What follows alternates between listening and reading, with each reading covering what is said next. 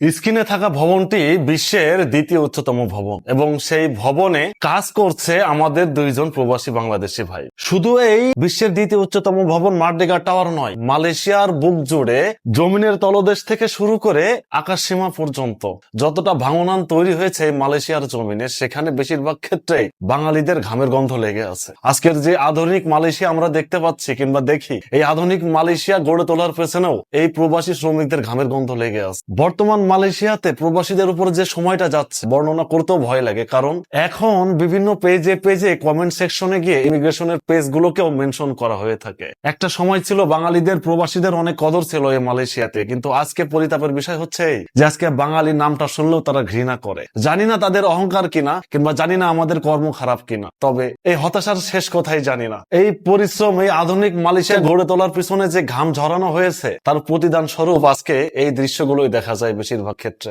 বর্তমানে এই রমজান মাসে একটা মুসলিম কান্ট্রি হিসাবে মুসলিম প্রবাসীরা মসজিদে তারাবি পড়ার জন্য নিরাপদ নাই, সেখানেও মাঝে মাঝে অপরাধী হচ্ছে। তো আল্লাহ সবাইকে হেফাজত করুক। যে বাবার অর্থ সম্পদ থাকলে হয়তো আমরা কেউ প্রবাসে আসতাম না, রিজিকের তাগিদে এই প্রবাসে আসা, এমন আধার কাটিয়ে আলোর সৃষ্টি হোক, প্রবাসীর একটু স্বস্তির সন্ধান পাক, আল্লাহ কবুল করুক।